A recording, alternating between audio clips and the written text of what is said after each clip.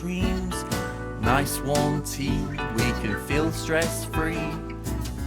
Soft voices and a lot of laughs. It's the Mundane Podcast. Hello there. My name's Chris. And this is my friend Dave. Hello. And we've got a podcast going on called The Mundane with Chris and Dave. Maybe you've heard of it, maybe you've not.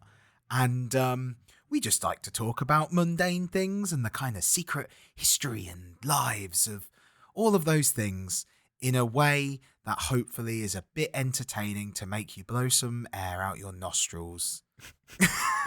Is that What, like breathe out? Yeah. Like... No, you know. Oh, I see what you're saying. Yeah.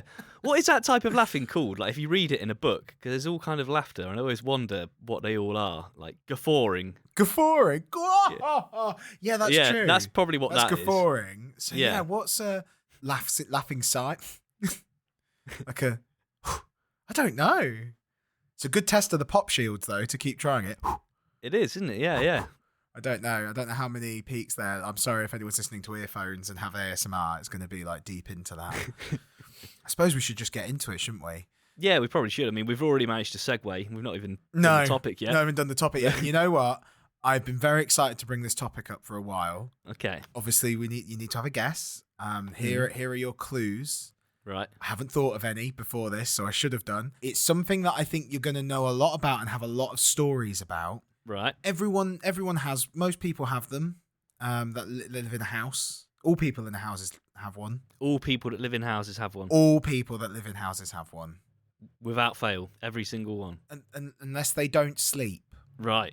That's my clue. Well, that seems like quite a big clue. It was quite a big clue. So which part of the bed are we talking about here? Is it the bed or the mattress? It is the mattress, David Hadley. Right, okay. Well, yeah, obviously I've got quite a bit to say about mattresses. Yes. Yeah. So do you want to explain? Do you want to explain to the audience why? Well, because I deliver beds and mattresses for a living, and I've got to say I like it. It's good fun. It's a good job. I work with a great guy, and we have fun. But yeah, I can tell you a thing or two about mattresses and beds too. Yeah. So and pillows, one or two bit. I've got a bit to learn about pillows, but it's not my forte. Oh, that's okay. Well, pillows isn't this week. We're just doing mattresses today. Cool, that's fine. Slowly over the course of the multiple years that this podcast will fall under, I'm sure we will cover every aspect of the bed. All of it's mundane, you kind of lie on it and do nothing on it. Well, depending on the kind of night you're having, I suppose. So, have you ever thought much or heard much about the history of mattresses in your line of work? I can't say I have. No, yeah, we've talked a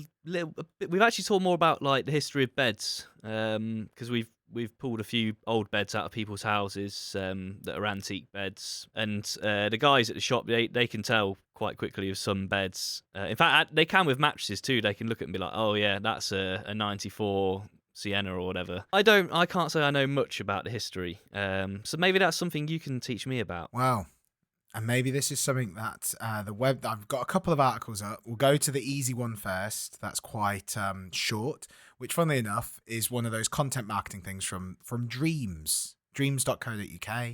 They make beds, they make mattresses. Well, I think they make them or they sell them. I ordered a bed from Dreams many years ago before I worked for the place I work for now. If I'd have known about them, obviously I would have gone to them because they're the best. Really? Yeah, we don't just deliver beds and mattresses. We deliver dreams, hopes and dreams.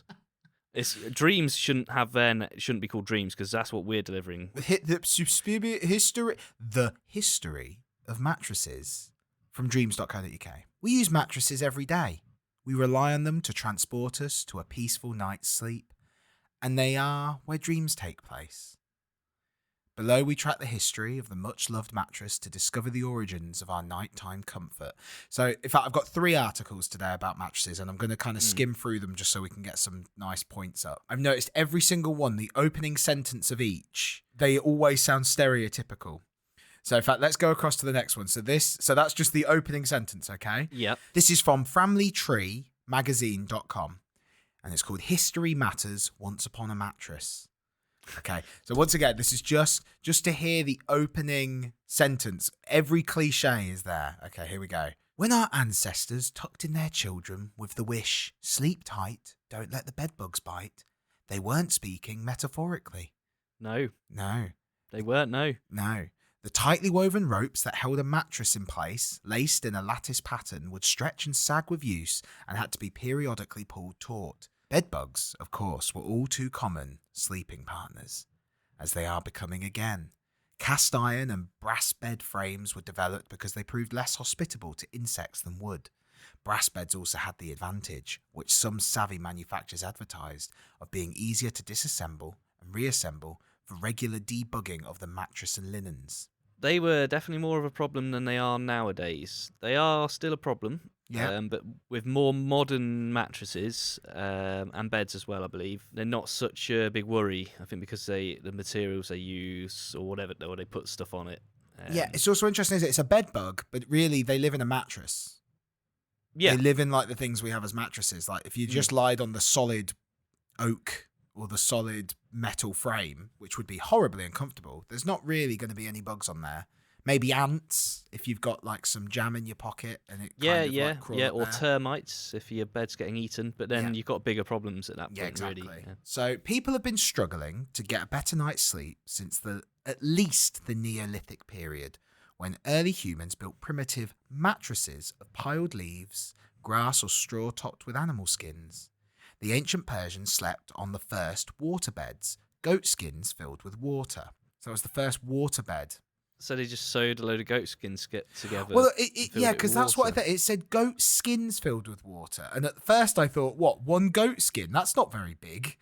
I was like, one goat skin can't be that big. So yeah, maybe a series of goat skins. Or they got lots of goat skins and made like sausages of water balloons out of them and put them all together to make a mattress. But I would guess it's the other one. Sew them all together. That makes sense. So you got like, what's a herd of goats? Is that what a collection of goats is called? Yeah, probably. I'm not too sure though. Let's have a look. Good question. Load of goats called. What is a load of goats called? A group of goats is called a tribe. Oh, cool. A tribe. It'd be well funny if it was a mattress, wouldn't it? A mattress of goats. Yeah, that would be perfectly bringing it back. A tribe of goats. A group of goats is called a tribe and often helps others model nutrition when neighbours help replenish each other's livestock, like tribes would go and do that. There you go. So there's a history of goats on a podcast about mattresses. Then, so that was in the Neolithic period. That was goat skins filled with water, waterbeds. Do you think they had as kind of like a sleazy, sexy attitude back in the Neolithic period? So we're talking like thousands and thousands and thousands and thousands of years ago. Well, even more than thousands and thousands and thousands of years ago. Do you think they were like cavemen being like, ooh, don't go with that guy, he's got a mustache and a goat bed? Well, I don't know. Wouldn't that be like the top end thing to have, the goat bed? Jim down the road's got a goat bed. Jim? What's he been doing to afford a goat bed? How many mammoths has he taken down?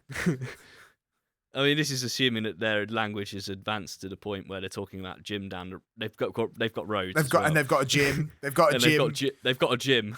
Means that they have a James to then get a gym. This is really like when I realise I don't actually know when the Neolithic period is. Oh, it's the New Stone Age. It's the New Stone Age. So yeah, 2300 BCE. So yeah, they might be. They might have had sleazy times. We're not a history podcast, let's be honest. Yeah, because I suppose the sleazy times came because waterbeds were big in the 70s, which was quite a sleazy time. I remember looking at really sleazy adverts of like people being dressed as like children and babies being like, oh yes, we're a sexy company. It's like, what? No, that's not cool. Go away. I'm calling the police. I'm calling the time police. Yeah, it's not a good time. But so if you saw someone today, if you went down the road, if you heard Jim down the road has a waterbed now, how would you think? Genuinely, it's funny you should say that because of what you just said. I think that's pretty 70s. Honestly, like when I think of a waterbed, I think 70s. I've not come across one yet in my job, which I don't know if I should be surprised. Probably not, really. They're probably not all that common anymore. No, well, I imagine like if you go in with a bit of jewellery, you might pop them. Well, yeah, that's what I've always imagined. And what a nightmare that would be. Yeah. A whole load that's gallons of water. It'd be like that scene in Edward Scissorhands where he goes into the waterbed and it starts just like spilling everywhere. Yeah.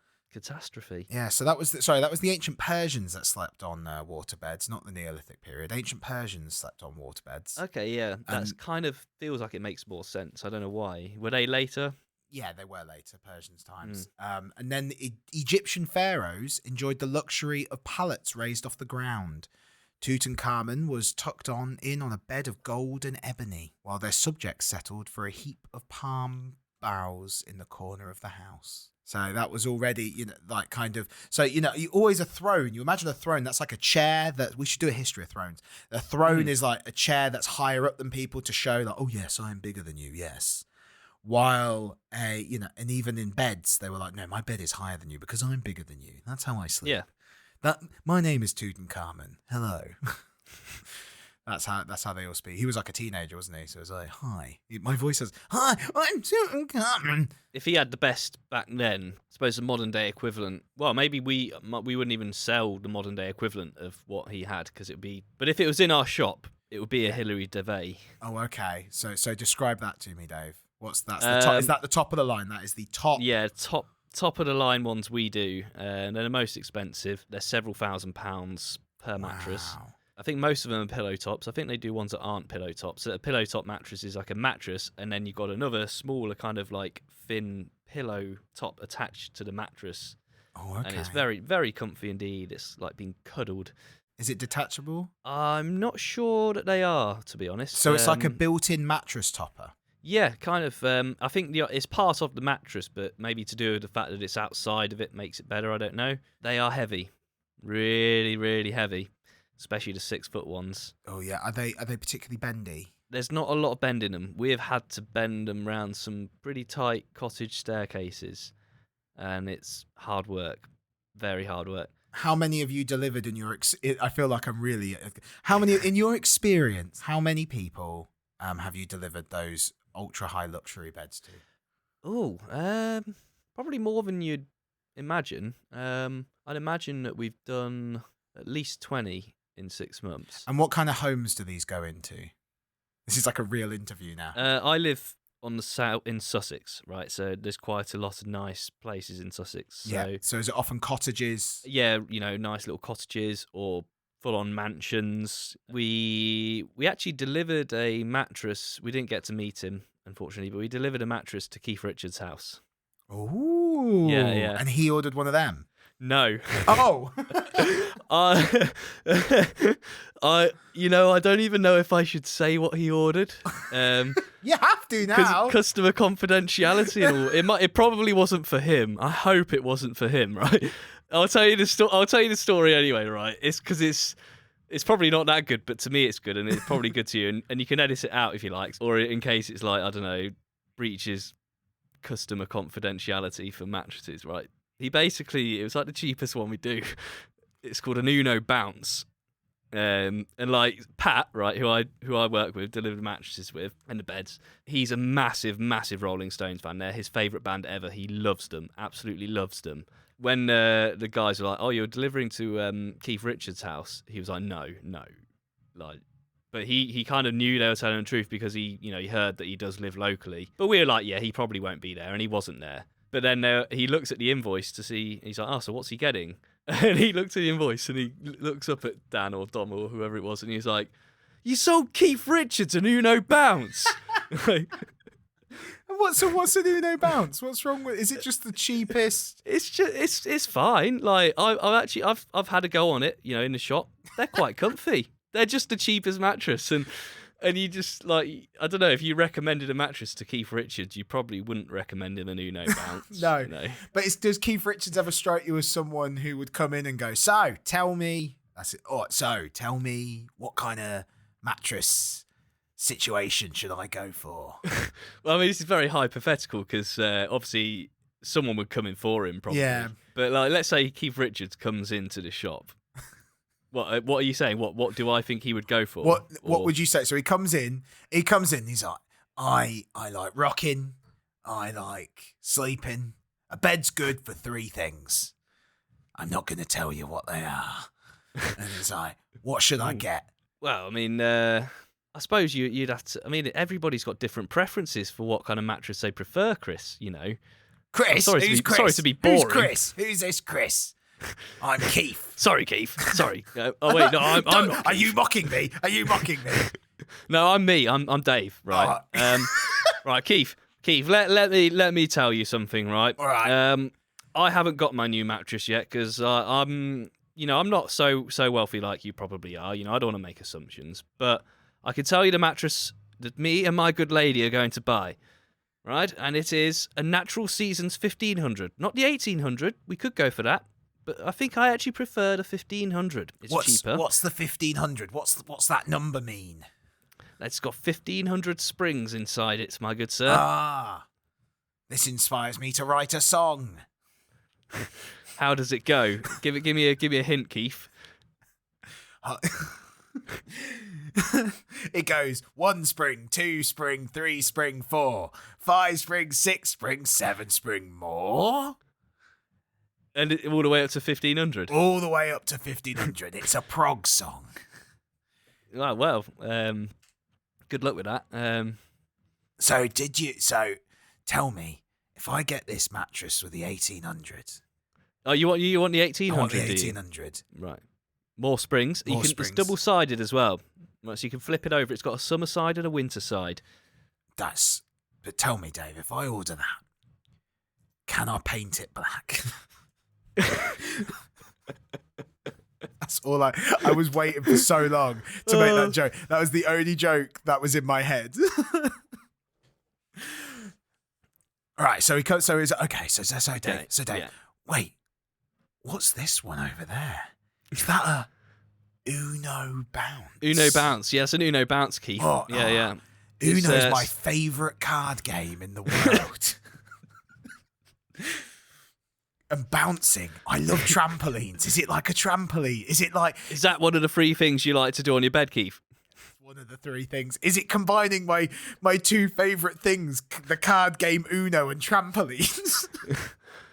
I suppose it might be, Keith. It might be. I would say it's probably. I wouldn't recommend using it as a trampoline, but it's called an Uno bounce. It's pretty much the cheapest mattress we do. I like it. I'll take it. What size do you want? I'll take it in. Do you do rocking? Do you do rocking size? That's a custom size, Keith. Do you do custom sizes? Does the Uno bounce come in custom sizes? Well, I'll have to speak to Mattel. I think is that who makes Uno? What, Mattel, like the toy company? Yeah, I think that's who makes Uno, isn't it? Yeah. And then what happens is Keith had planned this the whole time, and you go to buy it, and he goes, and he gives you like the flip back to you card, and he's like, now you must pay me, and I give you an Uno bounce. Yeah, but I've got a flip. I've always got a flip back to you card ready. And he goes, oh, well, here's a pickup 4 anyway, and he just storms out. But yes, yeah. What size did Keith order? I can't remember, to be honest. I'd imagine probably a standard double. It can't have been for him. Can't have been for him. Surely Keith would have had a Hilary DeVay. Hilary DeVay, by the way, that's the lady from Dragon's Den. And the place I work at was the first bed and mattress shop in the UK to stock her mattresses. So wait, she was someone that sold something on Dragon's Den? She sold the mattress on Dragon's Den? Or is she one of the dragons on Dragon's Den? She's one of the dragons. I don't know if the mattress company she founded and that's how she became a dragon, or if someone came to her with a mattress and they formed Hilary DeVay Mattresses. Probably not that, because it would have a different name, I'd imagine, their name, and Hilary DeVay would have invested. But yeah, they're luxurious mattresses. We also do some very nice ones. They're not Hilary DeVay, but they're handmade in Southampton. The name actually is escaping me at the moment. It's all the so okay, Keith. so ignoring Keith, yeah. A normal person comes in and is like, I want a mattress. He's like, I want a mattress. What would you say is a good budget for a mattress? What, to get a decent a decent mattress? What should a person budget for a decent mattress? For a double bed. For a double bed, yeah. Standard double. It's 4'6" standard double. Yeah. I'm going to say around about the £500 mark, and you're pretty much guaranteed to get a very nice mattress for that price. You can spend into the thousands, but for that price, I would say most people in the whole world would be delighted with something around £500 or £600 mark. I think you could go to a mattress shop, and especially if they'll sell you something like an X display a bit cheaper, you can get something good for that kind of money. But that is maybe a bit on cheaper end of things, but maybe £600 is a safer bet. £500-600.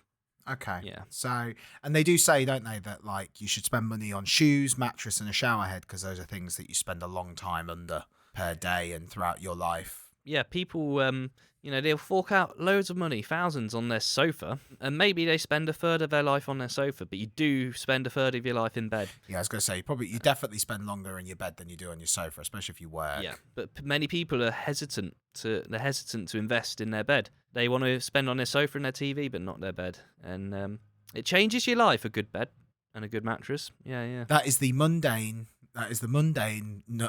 fact of the day. It's like sleep can really change your life. A good night's sleep can actually quite important. It's quite important. Can be quite life-changing. Let's go on with more of the history. So, what we might recognise as a mattress first appeared in the Roman Empire, where the wealthy slept in beds decorated with gold, silver or bronze and topped with mattresses stuffed with feathers, wool, reeds or hay. Because you can get kind of goose down feather duvets now, can't you?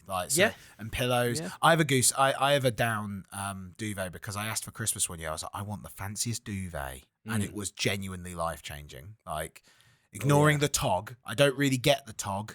Yeah, I don't know about tog. Yeah, really. So I think it's to do with the heat. Yeah, it's to do with the heat levels and how much it can hold you. But I tell you what, I got one that was a combination one that had a thick one. I think let's say 13 tog, and then one that was let's say 7 tog. I don't know how they measure tog. We should definitely do an episode on that. Yeah, and you can combine it to make a 20 tog. Or something like that, or a 25 tog. So it's like you have a summer one and then a winter one, and you combine it to get like a super winter one. And I've always had the summer one on, and I've never needed to change it off because it's that warm. Yeah. Even just as so I get quite warm in bed anyway. I need to have a fan on. I'm a hot sleeper. Yeah. And that's why I'm going to be getting a Natural Seasons mattress, because they're made from natural materials such as bamboo and cotton, and are much more breathable than your average foam mattress. They're a sprung mattress. And they're fantastic. So when you were looking to get a new mattress, Dave, were you going out into the showroom and just lying on all these mattresses and then judging them? Yeah, to be honest, I've done it more than once. Yeah. When we've got a spare hour at the shop or whatever, and we've not got stuff to move around in the shop, we're literally just making cups of tea and twiddling our thumbs. Just go around the shop and try out the mattresses, compare them to each other, see what new ones are in, how they compare to their sort of equivalent ones that they're competing with. I'm pretty confident on the mattress I want. And Joy's had a go on a few as well, and she's keen on the same one. That's good. What do you test? What is it you're looking for testing? There's the obvious comfort. Do you do something like rolling around? Do you do what would I feel like in this? I change over into a different position and just kind of get a feel for it. How long does the average David mattress test go on for? Probably not very long. I don't know if that's because of my attention span or if it's because I just don't feel like I need to test them for that long. Probably a minute, unless we happen to be I'm lying on a bed and the guys are just there and we're just chatting and I'm lying on a bed. Then it might be I'm on there for 5 minutes, but then I'm not really testing the mattress anymore. Or maybe that's a good scenario. You're lying in bed, your partner's there, she's having a chat with you, she's doing her hair, and you're lying. That's a scenario. That is role playing. That's what we're doing. You're role playing. That's a good test. I like. I should do it. I go in the shop and when a customer comes in, I'll just do you want me to lie here next to you and sort of pretend. What can I do for you? Tell me what you want me to do. I can be your husband or your wife. I can bring breakfast in bed.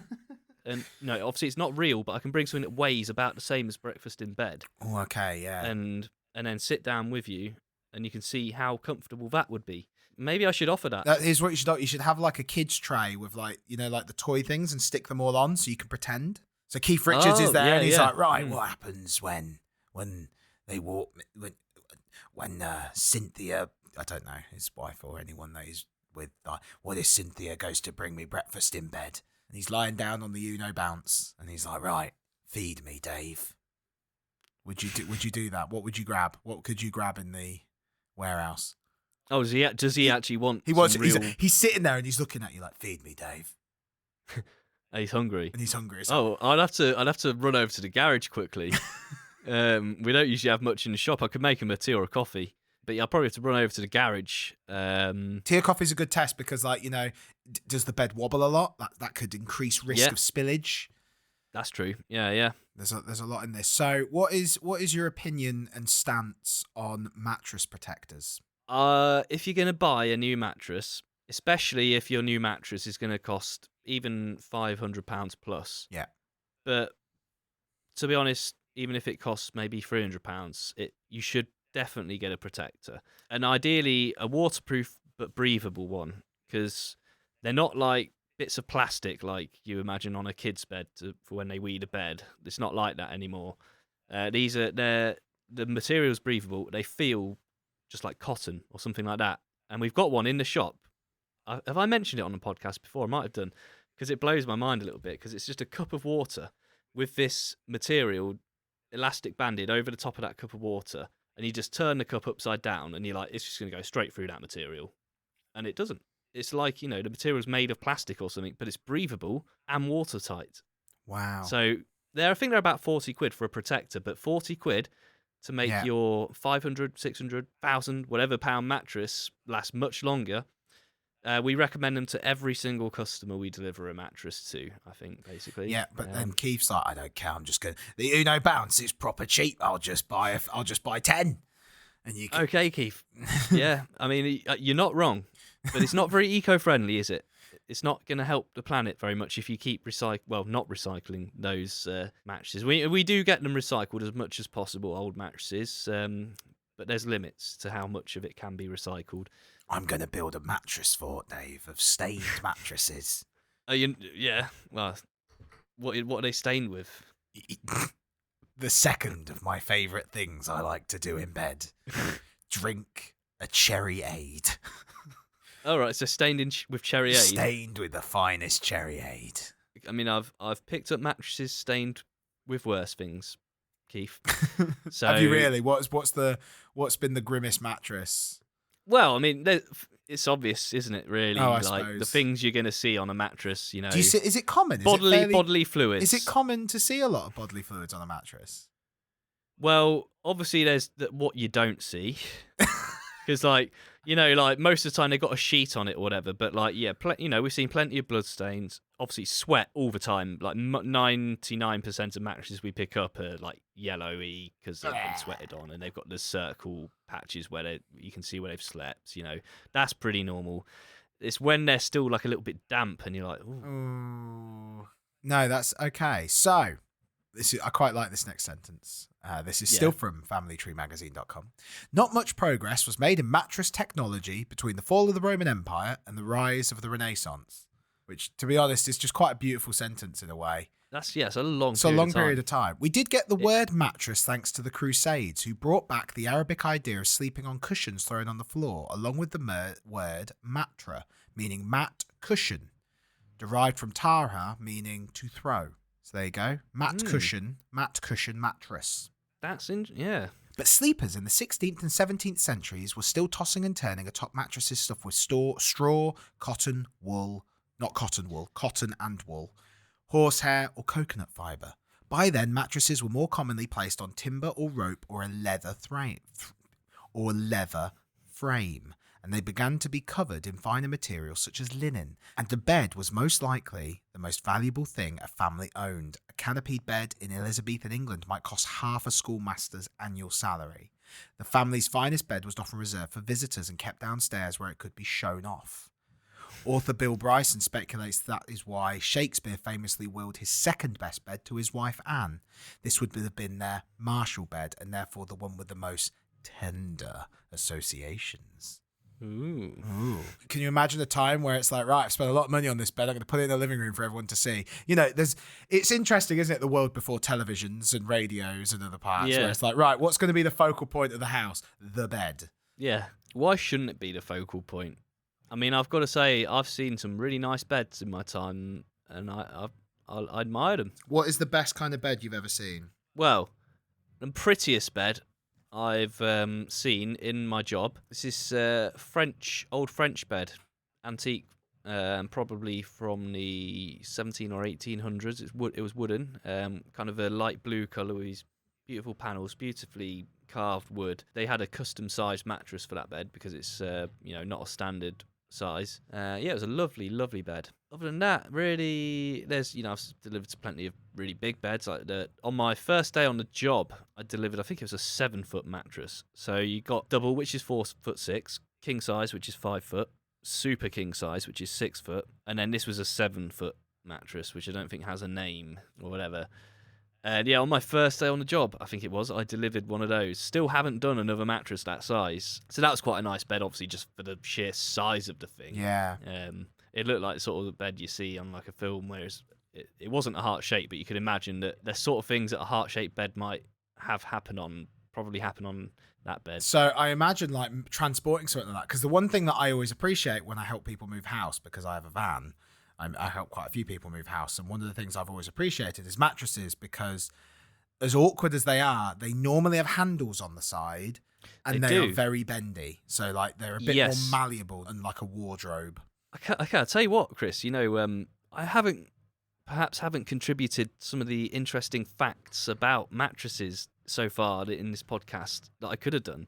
So do you know what? Let's here we go. Let me finish on the history of mattresses. Yeah. We're going to kind of go. So a lot of mattresses were just things that were stuffed materials with descending order of comfort. So they would basically have lots of different materials to be stuffed in. They'd just be these things that were stuffed, these sacks that were stuffed with things. Probably like futons. Futons are kind of like that, aren't they? Yeah. One of the big issues they had was that sometimes they'd stuff them with wool, which in theory makes sense, but then it would get infested with moths, which is really creepy.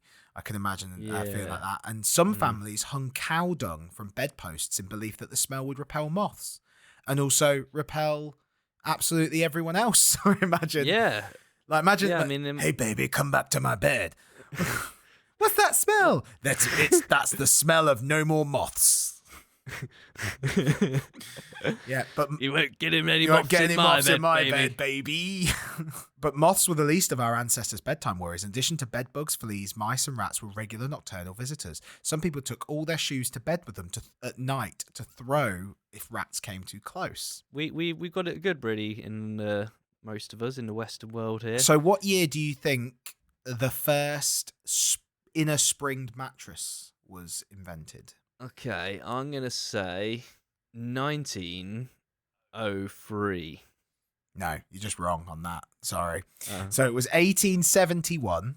Henrik Westphal developed the first inner spring mattress. He never profited from the invention, however, and died in poverty. More than 60 uncomfortable years would pass before inner spring mattresses began to catch on with the sleep in public. Even into the 1950s, many mattresses were still stuffed with cotton rather than containing springs. While inner spring mattresses tend to soften with use, cotton mattresses compact and become harder. After World War II, returning GIs stocking their new suburban homes discovered the comforts of the inner spring mattresses. Brands such as Simmons, Sealy, King Coil, and Restonic became familiar names. Do you stock any of those? No, they probably don't exist anymore. Or maybe they do in America, I don't know. Yeah. Both king and queen size beds gained popularity as alternatives to the puritanical twin bed. Other innovations aimed to give consumers a good night's sleep, or at least to make bedding more convenient. The futon in the 1940s, foam rubber mattresses and pillows in the 1950s, the modern waterbed in 1968. Latex, developed by Dunlop in 1926, became popular for covering mattresses as well as pillows. Memory foam was developed in the 1970s at NASA's Ames Research Center in hopes of cushioning astronauts against the G-forces of liftoff. This full-body shock absorber softened as it absorbed body heat, distributed weight evenly and adapted to movement, and then bounced back to its original form. Memory foam was never actually used in space, however, and issues with durability and fumes, a problem in confined space capsules, led to NASA jettison the project. Apparently, according to this article, the latest twist in bedding, the no-flip mattress, was invented by Simmons Bed Company in the year 2000. What is a no-flip mattress? Well, I can only assume it's a mattress that you don't need to flip over, because typically mattresses are two-sided, and you turn them and you flip them to maintain their their shape and comfort and everything. Because otherwise they get stuck in your shape if the springs compress for too long. That doesn't sound like an innovation. That sounds like we've gone from you can rotate them and flip them. That's like 4 dimensions, and now it's more that you need to rotate and flip them. Obviously, some mattresses kind of get around that by being two-sided, winter-sided, and summer-side, so then you do it anyway. But it's most of the mattresses. Well, actually, no, I'd probably say most of the mattresses we deliver these days, I'd say, are one-sided. So you just turn them. So I guess that's an innovation in a sense. You don't, because it's effort, especially for elderly people. Yeah. We'll go out and flip it for them if they need to flip their mattress. They just call us up, and it's part of the service. We're a nice company like that. Oh. But, right, did you know, many of you might have had a mattress delivered, maybe even by me. If you have, tell me, because I'd love to know. And I'm sorry if I've offended anyone in this podcast by talking about customers, because I might mention some things. But did you know most mattresses come rolled up, right? I'm talking probably 70 to 80% of the mattresses we deliver are rolled up, compressed, rolled up. So a 6-foot mattress you could compress into a cylindrical 6-foot long cylinder that's probably 1.5 foot in diameter. So it's really compressed. And this is a thick 6-foot mattress, right? And this is how most of them come. It started out because they were realizing all these warehouses were just full of mattresses and they could be a lot more space efficient if they were rolled up. So they built these machines, and they're huge, powerful machines that compress and roll the mattresses up. And they then realised that it's actually better for the mattress to be stored like that, because the springs kind of compress, and then you open it up and they kind of fold out and sort of click into place. Better for storage, better for the mattress itself, and better for the delivery guys in between delivering them, because it's so much easier to just carry a long tube up someone's staircase than a Hilary Devey 6-foot pillow top. But it's so funny because like so many people don't realise that most mattresses come rolled up, and we get to a door and they're like, "No, I ordered a mattress." It's like, yeah, this is a mattress, believe it or not. And I don't know why. It's one of those things where everyone else is like, okay, yeah. But in our job, it gets me every time. It's like, another one of them. The other one of those that we get, right? And this one is probably a little bit funnier for the general people, because most people probably know what a divan bed is. Do you know what a divan bed is? I don't, actually. You don't? Okay, a divan bed, which I always called divan until I was told it's divan. Divan. It's just one of those beds you get that's just split in two halves. They're usually quite lightweight, often have drawers in them. They're just split, not lengthways down the bed, just horizontally across, like two boxes that join together. Probably the most common type of bed. They're usually the cheapest one to go for. The amount of people... Obviously, they always come in two halves. That's the point. The amount of people, when we bring it in, they're like, that's a bit small, isn't it, when we're bringing one half of the bed in? And I always want to be like, oh, yes, this is a fetal position bed. Got a curl into a ball. The idea is it's orthopedic, so you bend into a fetal position, and this bed forces you to do that, and it sorts your back problems out. I've never actually said it to anyone yet, but one day I might. One day you might. When I'm feeling particularly mischievous. Wow. I do sometimes say, like, yeah, this is your mattress. This is how it comes. You just got to kind of, like, lie on it and have good balance. Yeah. Sorry, I went back for the microphone now because I was demonstrating to Chris how you might lie down on a cylinder for your mattress. So you basically bring what looks like a giant cigarette and a giant ashtray, like a little giant square ashtray and a giant, like, rolled up cigarette, and then you're like, this is going to be where you sleep. So I hope you back at home will have learned something today about if your mattress gets delivered, just be like, oh, I knew it was going to be rolled up. Or maybe don't. Maybe really play it up and just see how they react. See if they're a Dave. See if they're someone that's like, Can I give the audience some advice? Go on. Right, I won't mention any brand names.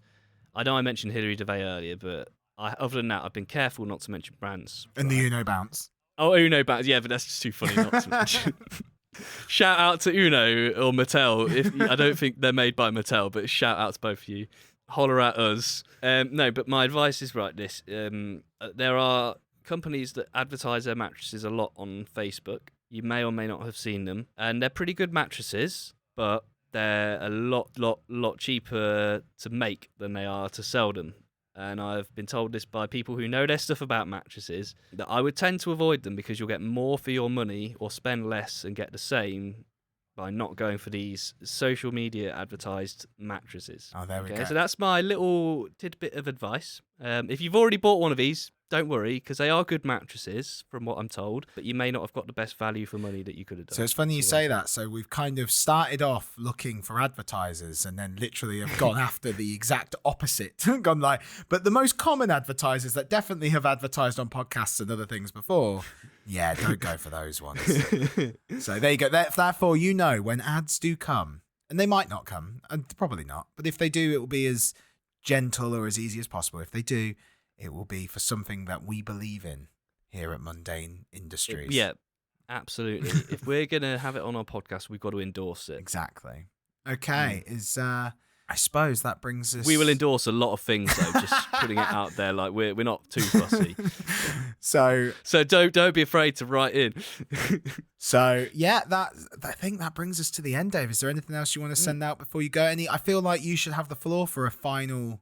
I don't know what I feel like. There's so much more I can say, but like maybe there'll be another episode. With more mattress stories and beds. Yeah, but just remember that you spend a long time of your life. I think it works out to something like it's over 25 years. I think of your life on average you spend in your bed.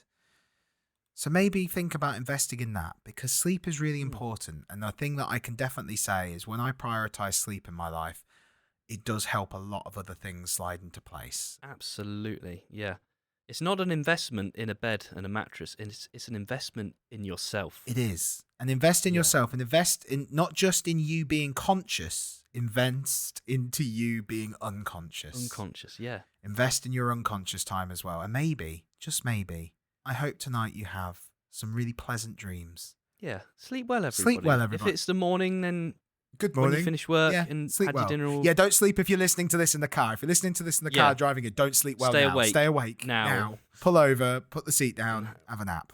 But otherwise, I hope you have an amazing... Or swing by a bed shop and try out some mattresses. Try out some mattresses. Really authentically do it. I wonder if they have a limit to how long people can lie on mattresses for to test them. Like they go, he's been there for about 6 hours. Yeah, but that's almost a full night's sleep at that point. Keith, what? I love the bounce me. Have an amazing week. And I love you. And I love you, Dave. I love you, Chris. And I love the audience too. All of you listeners and people that are listening. And lying in bed. And lying in bed. I love you. I love you. Goodbye, everybody. Sleep well. Sleep well. Sleep well. Night. Night. Night. Night. It's the Monday Podcast.